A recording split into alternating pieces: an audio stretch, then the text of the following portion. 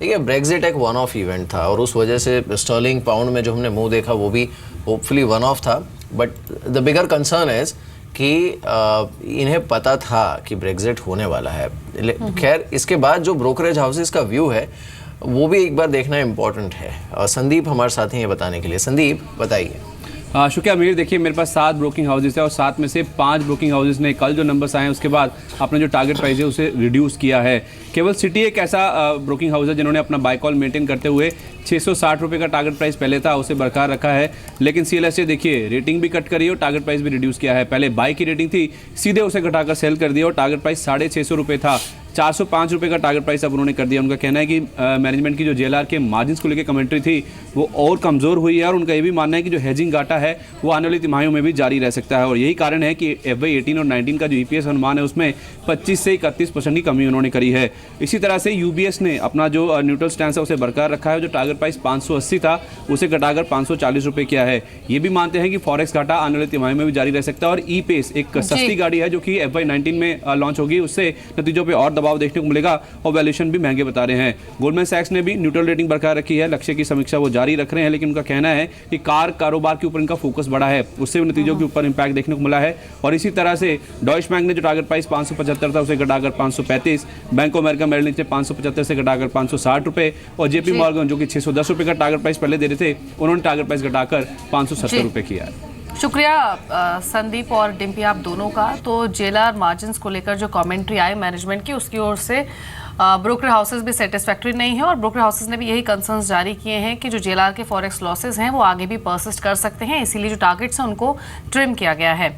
लेकिन सुमित शुक्रिया आपका शामिल होने के लिए शो में, सभी स्टॉक्स पर अपने कमेंट्स रखने के लिए। टाटा मोटर्स पे तो ऑलरेडी हम बात कर चुके हैं, लेकिन हेमंत कुछ ट्रेड जो आप रेकमेंड करना चाहें इंट्राडे या फिर पोजिशनल व्यू से? देखिए जैसे मैंने पहले कहा कि मुझे गेल बहुत पसंद है, वो मैंने ऑलरेडी रिकमेंड किया और gas stocks are doing fairly well. मैं एक और स्टॉक यहाँ पे रिकमेंड ज़रूर करना चाहूँगा, वो है सीमेंस। मुझे ऐसे लगता है कि स्टॉक में बॉटम फॉर्मेशन हो चुका है और मेरे हिसाब से now stock is open interest का एडिशन और स्टॉक में थोड़ा स्ट्रेंथ आ रहा है। You can see 1250 targets coming up और मेरा स्टॉप लॉस रहेगा 1195 का। और एक और ग्रुप के बारे में बात ज़रूर करना चाहूँगा, वो है ADAG ग्रुप। मेरे हिसाब से उनमें अब बाइंग इंटरेस्ट वापस से देखने को मिल रहा है और ख़ासकर अगर आप थोड़ा लंबा पोजीशनल ट्रेड लेना चाहें तो रिलायंस कैपिटल एक NBFC भी है और मुझे एक ऐसे लगता है कि उसमें बाइंग इंटरेस्ट लगातार एक्यूमुलेट हो रहा है। कल भी 3% ओपन इंटरेस्ट ऐड हुआ था। उस स्टॉक में मुझे 520 से 525 के टारगेट आते हुए लग रहे हैं, बट ये थोड़ा सा लंबा ट्रेड रहेगा और मेरा स्टॉप लॉस रहेगा 470 का। तो रिलायंस कैपिटल पे भी नज़र रख सकते हैं। बिल्कुल। चलिए इस बीच हमारे साथ और एक ख़ास मेहमान जुड़े हैं, हमारे साथ दिलीप भट्ट जुड़े हैं, उनसे बात करते हैं। दिलीप मॉर्निंग टू यू, शुक्रिया इस बातचीत में शामिल होने के लिए। अब चलिए मैं शुरुआत जो आज की सबसे बड़ी खबर है उसी से करता हूँ। Always a pleasure. Thank you. शुरुआत करता हूँ मैं टाटा मोटर्स से। ये क्या हो गया, कल नंबर्स जिस तरह के रिपोर्ट हुए हैं एंड यू नो एक होता है that I mean you are off mark in hedging by certain percentage, लेकिन आप मार्केट के एस्टिमेट्स अगर आपने भी या फिर प्रीव्यूज देखे होते पहले नतीजे आने से पहले और एक्चुअली जो नंबर आया है उसमें इतना ज़्यादा वेरिएशन है that suddenly it has become an unpredictable sort of balance sheet at this point. आपका व्यू क्या है?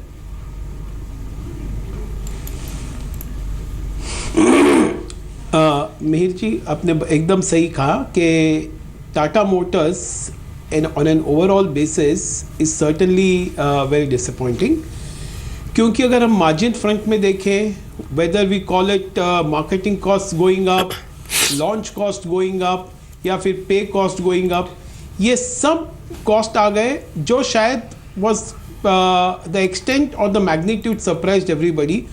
लेकिन ये भी मानना चाहिए कि ये जो बोल रहे हैं वो शायद वो वापस और भी रिकर हो सकते हैं। तो ये मार्जिन डिप जो आया वो शायद it is not liked by the market and it is not right on an overall basis in terms of what they had guided. ऐसा लग रहा है कि शायद यहाँ पर थोड़ा बहुत और नीचे आ सकता है ये स्टॉक, यहाँ से 10% नीचे आ जाए, नॉट इम्पॉसिबल, ज़रूर आ सकता है। और उसके बाद एक ज़रूर रिव्यू करना चाहिए। मुझे लगता है we will also revisit our numbers. सब लोग ने डाउनग्रेड तो कर दिया है, लेकिन will have to go a little more in details कि इसमें अल्टीमेटली ये कहाँ जाके सेटल होगा. Though management is telling us that Q4 is going to be good, but I think ये वन ऑफ देखना चाहिए इस क्वार्टर को, रिजल्ट को. ये थोड़ा जहाँ रिविजिट करना चाहिए, बट फिलहाल ऐसा लग रहा है कि one should stay away from the stock, one should wait for a while to buy at a right price, maybe 10 to 15% lower. बिल्कुल. अब ये आपने सही कहा कि इनफैक्ट आप जुड़े उससे पहले मैं यही बात कर भी रहा था कि Brexit was a one of event, उसका स्टर्लिंग पाउंड पर इम्पैक्ट वाज वन ऑफ, लेकिन इनकी हेजिंग जो है, और कल वो हेजिंग को लेकर जो जवाब दे रहे थे उसमें कॉन कॉल में, उसमें कहीं भी ये चीज़ रिफ्लेक्ट हो नहीं रही थी that there is a clear strategy. खैर, अब और कौन कौन से रिजल्ट्स ऐसे रहे अब तक जितने रिजल्ट्स आए हैं उसमें जिससे आप थोड़े चिंतित हो या फिर which caused a bit of concern कि थोड़ा वेट करना पड़ेगा इस कंपनी में या फिर इस स्टॉक में? कौन से ऐसे रहे नंबर्स? देखिए, ओवरऑल ये results have been a very mixed bag, और उसमें अगर हम देखें कि जैसे ICICI था या एक्सिस था या फिर BOB था बैंकिंग सेक्टर में, इसमें थोड़ा बहुत उम्मीद से रिजल्ट्स और मतलब NII ग्रोथ या फिर एसेट क्वालिटी उम्मीद से बहुत कम आया, और ये रहा बैंकिंग सेक्टर का. लेकिन उसी में शायद some of the NBFCs really fared pretty well. Mahindra finance भी एक कंपनी थी जहाँ पर I think the results were below the expectation, और अगर हम ओवरऑल देखेंगे लार्सन टुब्रो थोड़ा बहुत बिलो द एक्सपेक्टेशन रहा. और जहाँ तक IT सेक्टर का सवाल है, मुझे लगता है too many headwinds at the moment. Apart from US, I think for Infosys, of course, we all know what is happening, and that also is acting as a headwind. But overall, ऐसा लग रहा है कि थोड़ा बहुत एक mixed bag रहा है. कुछ ऐसा कुछ खास नहीं आया है, लेकिन उम्मीद से जो एक्सपेक्टेशन लोअर किए थे इस क्वार्टर के लिए, उससे शायद बेटर आए, लेकिन commentary is still not something which will inspire confidence eight the moment. So I would still say it will still be pick and choose kind of a scenario. जी मिस्टर भट्ट, लेकिन अब क्योंकि अर्निंग सीजन तो almost over हो चुका है और अब यूपी इलेक्शंस के अलावा एक बार फिर से मार्केट्स की नज़र होगी यूएस मार्केट्स के बिहेवियर पर, FIs फ्लोज पर या फिर डॉलर इंडेक्स के मूवमेंट पर. अब क्योंकि ऑलरेडी एक डिसेंट रनअप हमने देखा है मार्केट्स में, क्या यहाँ पर कंसोलिडेशन कंटिन्यू होगा या फिर थोड़ी बहुत प्रॉफिट बुकिंग भी इमर्ज हो सकती है?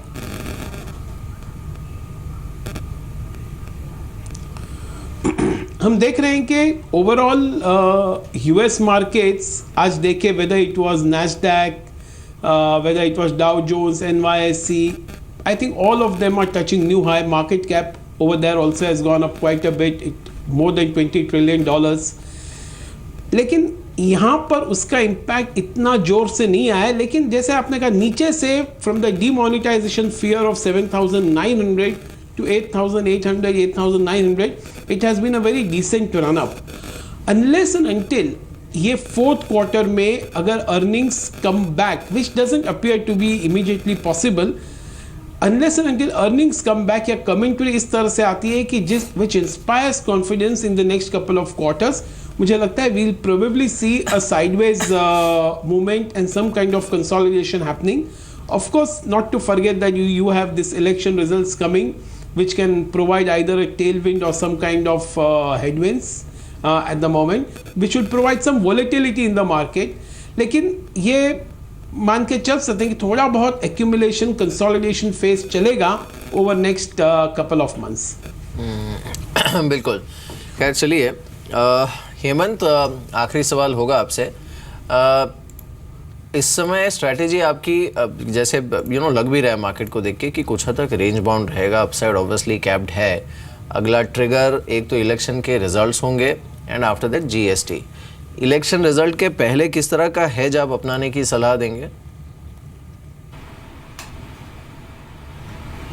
देखिए मीर, मेरा हमेशा मानना ये रहा है कि आप रेंजेस में प्ले कीजिए, that is always better because election is a big event.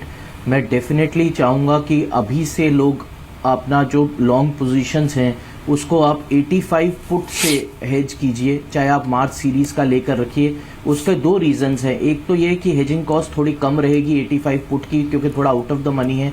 दूसरा जो ये ब्रॉडर रेंज है मीर, वो तभी चेंज होगी अगर बाजार अब 85 के नीचे जाता है दोबारा. क्योंकि जो आपका पहले 8,000 से 8500 का रेंज था वो आपने बेस डेफिनेटली शिफ्ट कर लिया है 8500 से 9,000 के बीच में। तो मेरे हिसाब से अनलेस अंटिल आप रियली 8500 के नीचे जाएं तो मीडियम टर्म व्यू जो अब बैठने लग गया है बाय ऑन डिप्स का वो चेंज नहीं होता है। तो जो लोग लॉन्ग ओनली पोर्टफोलियोज होते हैं या बड़े पोर्टफोलियोज होते हैं उनको चिंता करने की जरूरत तभी आएगी अगर बाजार 8500 के नीचे कन्विंसिंगली जाता है। तो मेरे हिसाब से आप 85 put definitely use it as a tool to hedge your positions. और जैसे ये कंसोलिडेशन पैटर्न खत्म होता है तभी हमें पता चलेगा कि शॉर्ट टर्म में मार्केट कहाँ जा रही है। जैसे मैंने प्रोग्राम की शुरुआत में भी कहा, इस एक्सपायरी तक भी मुझे ऐसे लगता है कि बाजार 86, 80 से 89, 30 के बीच में ही रहेगा।